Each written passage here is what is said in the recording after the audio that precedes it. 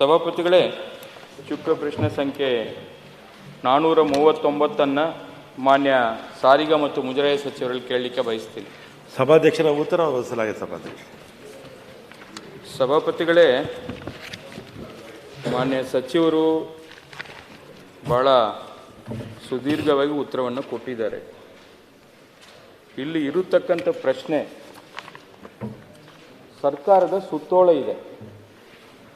ಸರ್ಕಾರದ ಸುತ್ತೋಲೆ ಪ್ರಕಾರ ಆಗಲೇ RTO ಇಲಾಖೆಯಲ್ಲಿ FDA ಆಗಲಿ, SDA ಆಗಲಿ, ಹೆಲ್ಪರ್ ಆಗಲಿ, ಡ್ರೈವರ್ ಆಗಲಿ, ಯಾರೇ ಕೆಲಸ ಮಾಡ್ತಿರೋರು, ಯಾವುದೇ ಸಿಬ್ಬಂದಿಯವರಿರಲಿ, ಅವರು ಕೆಲಸ ಮಾಡ್ತಾನೆ ಸಂಜೆ ಹೊತ್ತು ಕಾಲೇಜಿಗೆ ಹೋಗಿ ಡಿಪ್ಲೊಮಾ ಪದವಿಯನ್ನು ಕೂಡ ಪಡೆದು ಕನಿಷ್ಠ 2 ವರ್ಷ ತಾಂತ್ರಿಕ ಆ ಒಂದು ಕಾಯಂ ಸೇವೆ ಏನಿದೆ ಅದರ ಅನುಭವದ ಪ್ರಮಾಣ ಪತ್ರವನ್ನು ಕೊಡಬೇಕು ಅನ್ನೋ ಒಂದು ಮ್ಯಾಂಡೇಟ್ರಿ ಇದೆ. ಅದು ಕೊಟ್ಟಿಲ್ಲ. ಎರಡನೇದಾಗಿ ಸರ್ಕಾರದ ಸುತ್ತೋಲೆ ಪ್ರಕಾರನೇ ಕೆಲಸ ಮಾಡೋರು ಸಿಬ್ಬಂದಿ ಯಾರಿದ್ದಾರೆ ಅವರು 30 ಕಿಲೋಮೀಟರ್ ವ್ಯಾಪ್ತಿಯಲ್ಲಿ ಈವ್ನಿಂಗ್ ಕಾಲೇಜ್ ಇರಬೇಕು ಅನ್ನೋದು ಕೂಡ ಇದೆ. ಅದರಲ್ಲಿ ಆ ನಿಯಮ ಇದ್ದರೂ ಸಹ ಆ ನಿಯಮವನ್ನು ಗಾಳಿಗೆ ತೂರಿ ಡಿಪ್ಲೊಮಾ ಪದವಿಯನ್ನು ಕೂಡ ಪಡೆದಿದ್ದಾರೆ. ಅದು ಕೂಡ ನಾಗಮಂಗಲ ಮತ್ತು ಕರ್ನಾಟಕ ರಾಜ್ಯದಲ್ಲಿ ಮೈಸೂರು, ತುಮಕೂರು, ಕಲಬುರಗಿ ಎಲ್ಲ ಕಡೆಯಿಂದ ಬೆಳಗ್ಗೆಯಿಂದ 10 ಗಂಟೆಯಿಂದ 5 ಗಂಟೆವರೆಗೆ ಕೆಲಸ ಮಾಡ್ತಾರೆ. ಅಲ್ಲಿಂದ ಈವ್ನಿಂಗ್ ಕಾಲೇಜಿಗೆ 1 ಅವರಲ್ಲಿ ಹೆಂಗೆ ಬರ್ತಾರೆ? ಸಾಯಂಕಾಲ JP ನಗರ ಬೆಂಗಳೂರು ನಗರದಲ್ಲಿ ಇರತಕ್ಕಂಥ ಆ ಕಾಲೇಜಲ್ಲಿ ಅವರು ಪದವಿ ಓದಲಿಕ್ಕೆ ಬರ್ತಾರೆ. ಡಿಪ್ಲೊಮಾಗೆ ಅವರು ಎಲ್ಲಿಂದ ಮಾಡಲಿಕ್ಕೆ ಸಾಧ್ಯವಾಯ್ತದು? ಆಮೇಲೆ ಮುಖ್ಯವಾಗಿ NOC ಇವತ್ತು ಏನು ಆ ಒಂದು ಆಕ್ಸ್ಫರ್ಡ್ ಕಾಲೇಜು ಅಂತ ಏನಿದೆ JP ನಗರದಲ್ಲಿ, ಬೆಂಗಳೂರು ನಗರದಲ್ಲಿ, ಅಲ್ಲಿಂದನೇ 42 ಜನ ಕೂಡ ಒಂದೇ ಕಾಲೇಜಿಂದ ಸರ್ಟಿಫಿಕೇಟ್ನ ತಗೊಂಡ್ಬರ್ತಾರೆ. ಅದು ಹೆಂಗೆ, ಯಾವ ಥರ ಸೇಲ್ ಆಗಿದೆ ಅನ್ನೋದು ನೀವು ಹೇಳಬೇಕದು. ಅದು ಹೆಂಗೆ ಮಾಡಿದ್ದಾರೆ? 42 ಜನಕ್ಕೂ ಕೂಡ ಕರ್ನಾಟಕ ರಾಜ್ಯದಲ್ಲಿ ವಿವಿಧ ಜಿಲ್ಲೆಗಳಿಂದ ಬಂದು ಕೆಲಸ ಮಾಡಿ ಬೆಳಿಗ್ಗೆ 10 ಗಂಟೆಯಿಂದ 5 ಗಂಟೆವರೆಗೂ ಈವ್ನಿಂಗ್ ಕಾಲೇಜಿಗೆ ಸೇರಿಕೊಂಡು ಡಿಪ್ಲೊಮಾ ಸರ್ಟಿಫಿಕೇಟ್ನ ತಗೊಂಡ್ಬರ್ತಾರೆ. ಅದು ಹೇಗೆ ಸಾಧ್ಯ? ಅದು ಯಾವ ಥರ ಸೇಲ್ ಆಯಿತು? ಅದು ಬಗ್ಗೆ ಬೆಳಕು ಚೆಲ್ಲಿ. ಆಮೇಲೆ ಈ ಒಂದು ವಿಚಾರದಲ್ಲಿ ನೆಕ್ಸ್ಟು ಸಚಿವರು, ನೀವು ಪ್ರಾಮಾಣಿಕರಿದ್ದೀರಿ, ನಿಮ್ಮ ಬಗ್ಗೆ ನಮಗೆ ಗೌರವ ಇದೆ. ಆದರೆ ನಿಮ್ಮ ಇಲಾಖೆ ಇದೆಯಲ್ಲ, ನಾನು ಅಶ್ಯೂರೆನ್ಸ್ ಕಮಿಟಿ ಚೇರ್ಮನ್ ಆಗಿದ್ದೆ. ಹಿಂದಿನ ಸರ್ಕಾರದಲ್ಲಿ ಒಂದು ದೊಡ್ಡ ವಿಚಾರದಲ್ಲಿ ಏನೇನು ನಡೆದಿತ್ತು, ಅದನ್ನು ಯಾವ ಥರ ಬೆಳಕು ತಂದ್ವಿ, ಅದೆಲ್ಲ ಕೂಡ ತಮ್ಮ ಗಮನಕ್ಕೂ ಕೂಡ ಇದೆ ಅಂತೇಳಿ ನಾನು ಭಾವಿಸಿದ್ದೀನಿ. ಈ ಒಂದು ತಿದ್ದುಪಡಿ ಮಾಡುವುದರಿಂದ ಇವತ್ತು ಏನು ಡಿಪ್ಲೊಮಾ ಪದವೀಧರರು, ಸರ್ಕಾರಿ ನೌಕರರು, ಮತ್ತಷ್ಟು ಯಾರು ವಂಚಿತರಿದ್ದಾರೆ ಅವರಿಗೆ ವಿಷ ಕುಡಿಯೋ ಥರ ಆಗೋಗ್ಬಿಟ್ಟಿದೆ. ಅವ್ರಿಗೆ ನಿಜವಾದ ಫಲಾನುಭವಿಗಳು ಯಾರಿದ್ದಾರೆ 12/9/25 ನಿರ್ದೇಶಕರು ಒಂದು ಇಲಾಖೆಯ ಒಂದು ತನಿಖೆ ನಡೆಸಿ ಅದರ ವರದಿಯನ್ನು ಕೊಡ್ತಾರೆ.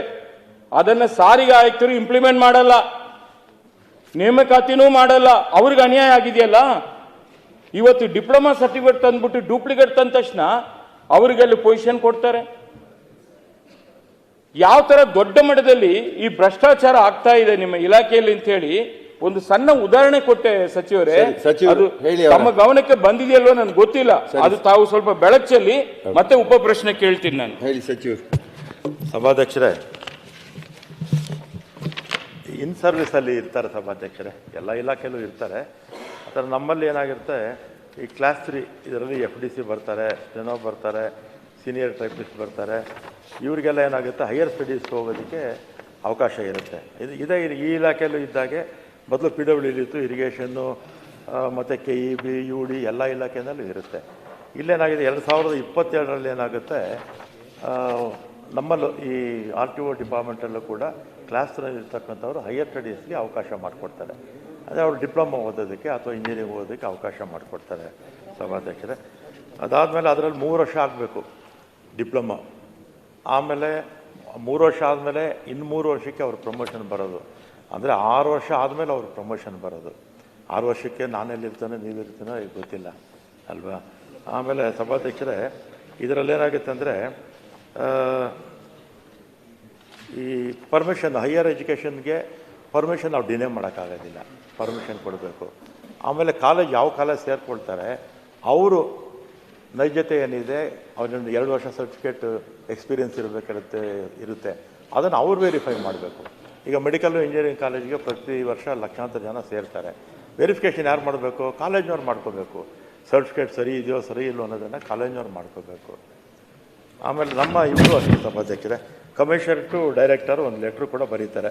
ಡಿಪ್ಲೊಮಾ ಕೋರ್ಸ್ಗಳ ಪ್ರವೇಶಾತಿ 2 ವರ್ಷಗಳ ತಾಂತ್ರಿಕ ಸೇವಾ ಅನುಭವದೊಂದಿಗೆ ಸಂಬಂಧಪಟ್ಟ ತಾಂತ್ರಿಕ ಕ್ಷೇತ್ರದಲ್ಲಿ ಕಾರ್ಯನಿರ್ವಹಿಸುತ್ತಿರುವ ಪ್ರಮಾಣ ಪತ್ರಗಳ ನೈಜತೆಯ ಬಗ್ಗೆ ಪರಿಶೀಲನೆಯನ್ನು ಸಂಬಂಧಪಟ್ಟ ಕೋರ್ಸ್ಗಳಿಗೆ ಪ್ರವೇಶ ನೀಡುವ ಸಂಬಂಧಪಟ್ಟ ಕಾಲೇಜು ಮತ್ತು ತಾಂತ್ರಿಕ ಶಿಕ್ಷಣ ಇಲಾಖೆಯಿಂದ ನಡೆಸಬೇಕಾಗುತ್ತದೆ. ಈ ಎಲ್ಲ ಅಂಶಗಳ ಹಿನ್ನೆಲೆಯಲ್ಲಿ ಸದರಿ ಅಭ್ಯರ್ಥಿಗಳು ತಾಂತ್ರಿಕ ಶಿಕ್ಷಣ ಇಲಾಖೆಯ ಅಡಿಯಲ್ಲಿ ಪ್ರವೇಶ ಪಡೆದು ವ್ಯಾಸಂಗ ಮಾಡುತ್ತಿರುವುದರಿಂದ ಈ ಕುರಿತು ತಮ್ಮ ಹಂತದಲ್ಲಿ ಸೇವಾಭಾವ ಪ್ರಮಾಣ ಪತ್ರಗಳನ್ನು ಅಂದರೆ ಎಕ್ಸ್ಪೀರಿಯನ್ಸು ಪ್ರಮಾಣ ಪತ್ರಗಳ ನೈಜತೆಯನ್ನು ಪರಿಶೀಲಿಸಬೇಕಾಗುತ್ತದೆ. ಈ ಹಂತದಲ್ಲಿ ಇಲಾಖೆಯಿಂದ ಪರಿಶೀಲಿಸಲು ಅವಕಾಶ ಇರುವುದಿಲ್ಲ ಎಂಬ ಮಾಹಿತಿಯನ್ನು ನಮ್ಮ ಕಮಿಷನರ್ ಅವ್ರಿಗೆ ಬರೀತಾರೆ. ವೆರಿಫಿಕೇಷನ್ ಅವ್ರು ಮಾಡ್ಕೋಬೇಕು. ಯಾರು ಯಾವ ಕಾಲೇಜ್ ಅಡ್ಮಿಷನ್ ಮಾಡ್ಕೊಳ್ತಾರೋ ಡಾಕ್ಯುಮೆಂಟ್ಸ್ ಅವ್ರು ವೆರಿಫಿಕೇಷನ್ ಮಾಡ್ಕೋಬೇಕು. ಈಗ ಇಂಜಿನಿಯರಿಂಗು ಮೆಡಿಕಲ್ಲು ವೆರಿಫಿಕೇಷನ್ ಅವ್ರು ಮಾಡ್ಕೋಬೇಕು ಕಾಲೇಜ್ ಸೇರಿದಾಗ. ಆಮೇಲೆ ಏನಾದರೂ ಇದರಲ್ಲಿ ದಾಖಲೆಗಳು ಸಮೇತ ನೀವು ಕೊಟ್ಟರೆ ಎಲ್ಲ ತಪ್ಪಾಗಿದ್ದರೆ ತನಿಖೆ ಮಾಡಿಸ್ತೀನಿ. ನೀವು ಲೋಕಾಯುಕ್ತ ಕೊಡಿದ್ರೆ ಲೋಕಾಯುಕ್ತಕ್ಕೆ ಕೊಡ್ತೀನಿ, ನಮ್ಮದೇನು ಅಡ್ಡಿಲ್ಲ. ಈಗ ತಾವು ತನಿಖೆ ಮಾಡ್ತೀರಿ, ತಮ್ಮ ವ್ಯಾಪ್ತಿಗೆ ಅದು ಬರುತ್ತೆ, ಅದೆಲ್ಲ ಕೂಡ ಒಪ್ಕೋತೀನಿ. ನನ್ನ ಪ್ರಶ್ನೆ ಇಷ್ಟೇ, ಕೆಲಸ ಮಾಡೋರು ಡಿಪ್ಲೊಮಾ ಪದವಿ ಪಡ್ಕೋಬಾರ್ದು ಅಂತ ನಾನು ಎಲ್ಲಿ ಉಲ್ಲೇಖ ಮಾಡಿಲ್ಲ.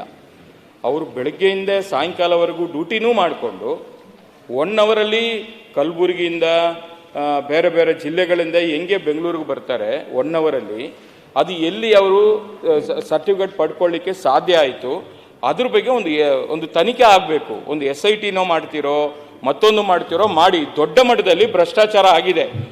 ಅದು ನಿಜವಾದ ಫಲಾನುಭವಿಗಳು. ಯಾಕೆ ಹೇಳ್ತೀನಿ ಅಂದರೆ, ಆಗಲೇ ಅಲ್ಲ ಶರವಣ ಅವರೇ, ತನಿಖೆ ಮಾಡ್ತೀನಿ ಅಂತ ಹೇಳಿದ ಮೇಲೆ ಅದಕ್ಕೆ ತನಿಖೆ ಮಾಡಕ್ ನೀವು ಒತ್ತಾಯ ಮಾಡಿದ್ರೆ ಮಾಡ್ಲಿ. ಇನ್ನೊಂದು ವಿಚಾರ ಇದೆ. 2016ರಲ್ಲಿ KPSC ಇಂದ ಆಯ್ಕೆ ಆಗಿರ್ತಾರೆ. ಆಯ್ಕೆ ಆಗಿದ್ರೂ ಕೂಡ ಅವ್ರಿಗೆ ಇಷ್ಟವರೆಗೂ ನೀವು ನೇಮಕಾತಿ ಮಾಡಿಲ್ಲ. ಅವ್ರನ್ನ ಪಕ್ಕಕ್ಕಿಟ್ಟಿದ್ದೀರಿ. ತರಾತುರಿಯಲ್ಲಿ ಡಿಪ್ಲೊಮಾ ಕೋರ್ಸ್ ಸರ್ಟಿಫಿಕೇಟ್ ತಗೊಂಬಂದ ತಕ್ಷಣನೇ ಅವ್ರಿಗೆ ಏನ್ ಬೇಕೋ ಅದನ್ನ ಮಾಡಿಕೊಡ್ತಾ ಇದ್ದೀರಿ. ಇದ್ರ ಉದ್ದೇಶ ಏನು? ಅಧಿಕೃತವಾಗಿ ಯಾರು ಬಂದ್ರು ಅವ್ರಿಗೆ ನ್ಯಾಯ ಕೊಟ್ಟಿಲ್ಲ. KPSC ಎಕ್ಸಾಮ್ ಬರೋದೇ ತಮಾಷೆನ? ಕಷ್ಟಪಟ್ಟು ಓದಿ ಎಕ್ಸಾಮ್ ಅಟೆಂಡ್ ಮಾಡಿ ಅಲ್ಲಿ ಪಾಸ್ ಆಗಿ ಬಂದಿದ್ದಾರೆ. 2016, ಈಗ 2025, 9 ವರ್ಷ ಆಗಿದೆ. ಅವ್ರಿಗೆ ಇಷ್ಟವರೆಗೂ ನೀವು ಅವ್ರಿಗೆ ಏನ್ ಕೊಡಬೇಕು ಅದನ್ನ ಕೊಟ್ಟಿಲ್ಲ. ಸರಿ, ಸಚಿವರ ಹತ್ರ ಕೇಳೋಣ. ಆಯ್ತು, ಅದ್ರ ಬಗ್ಗೆ ಹೇಳಿ. ಆಯ್ತು, ಯಾಕಂದ್ರೆ ಅವರೆಲ್ಲ ಕೂಡ ಬ್ರೇಕ್ ಇನ್ಸ್ಪೆಕ್ಟರ್ ಆಗಿದ್ದಾರೆ. ಸರಿ, ಆ ಪೋಸ್ಟ್ಗೆ ಅವರು ಅರ್ಹತರು ಇದ್ದಾರೆ. ಅವ್ರಿಗೆ ನೇಮಕಾತಿ ಮಾಡಿ. ಸರಿ, ಕೇಳೋಣ. ಕೂತ್ಕೊಳ್ಳಿ ಶರವಣ. ಮಂತ್ರಿ ಆಗಿದ್ದೆ. ನಾವು 300 ಜನ ಇನ್ಸ್ಪೆಕ್ಟರ್ಸ್ಗೆ ಕ್ಯಾಬಿನೆಟ್ ಸಬ್ಜೆಕ್ಟ್ ಆಯಿತು. ಆ 300 ಆಗೋದಿಲ್ಲ, 150 ಅಂತ ಹೇಳಿದರು. 150ಕ್ಕೆ KPSCಯಿಂದ ಎಕ್ಸಾಮ್ ಮಾಡಿದ್ರು. ಆಮೇಲೆ ಕೋರ್ಟು ಕಚೇರಿಗಳು ಹತ್ತಿ ಕೊನೆಗೇನಾಯಿತು, 2023ರಲ್ಲಿ ಮತ್ತೆ ನಾನು ಬಂದ ಮೇಲೆ 24ರಲ್ಲಿ KET ಆರ್ಡರ್ಸ್ ಆಗಿರುತ್ತೆ. ಹೈಕೋರ್ಟ್ ಆರ್ಡರ್ಸ್ ಮೇಲೆ ಹತ್ತತ್ರ ಒಂದು 90 ಜನ ಸಿಕ್ಕಿದ್ರು ಎಲಿಜಿಬಿಲಿಟಿ ಇರ್ತಕ್ಕಂಥವ್ರು. ಅಷ್ಟು ಜನ ಕೆಲಸದಲ್ಲಿದ್ದಾರೆ. ತಗೊಂಡಿದ್ದೆ 2000ದಲ್ಲಿ ನಾನೇ ಮಾಡಿದ್ದು, ನೋಟಿಫಿಕೇಶನ್ ಮಾಡಿಸಿದ್ದು. ಅದು ಕೋರ್ಟ್ ಇಲ್ಲ, ಒಂದು ಸೇರಿ ಸಭಾಧ್ಯಕ್ಷರೇ, ಕೋರ್ಟ್ ಆದೇಶದ ಪ್ರಕಾರ. ಆಮೇಲೆ ನಾನು ಅಕಸ್ಮಾತ್ ಪ್ರಯತ್ನ ಮಾಡ್ತಾ ಇದ್ರೆ ಅಷ್ಟು ಜನಕ್ಕೆ ಕೆಲಸನೂ ಸಿಗ್ತಿರ್ಲಿಲ್ಲ. ಈಗಲೂ ಎಲಿಜಿಬಿಲಿಟಿ ಇದ್ರೆ ನಮ್ಗೆ ಶಾರ್ಟೇಜ್ ಇದೆ, ತಗೊಳ್ತೀವಿ. ನಮ್ಗೇನು ಅಬ್ಜೆಕ್ಷನ್ನೇ ಇಲ್ಲ. ಸರಿ, ಎಲಿಜಿಬಿಲಿಟಿ ಇದ್ರೆ ತಗೊಳ್ತೀವಿ. ಆಮೇಲೆ ನಮ್ಮಲ್ಲಿ ಈಗ ಒಂದು ನಿಮಿಷ, ಈಗ ನಮ್ಮಲ್ಲಿ ಶಾರ್ಟೇಜ್ ಇದೆ, ಎಲಿಜಿಬಿಲಿಟಿ ಇದ್ರೆ ತಗೊಳ್ತೀವಿ.